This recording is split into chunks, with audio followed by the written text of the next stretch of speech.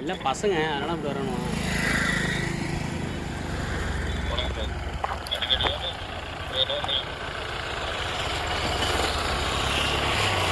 தம்பி யாரு அங்க நின்றுட்டு வந்தது யாரு? அறிவே இல்லையா உங்களுக்கு? நான் எத்தனை பேர் சாவுறானுவா? தலையாடு அலிபா யார் இருக்குது? ஏன் எடுத்துட்டு வைக்க போற?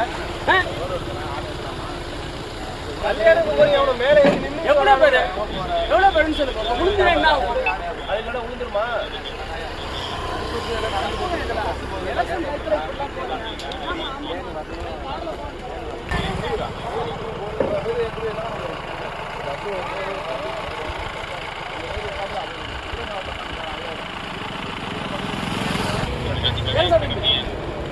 அது கேட்கும்ல.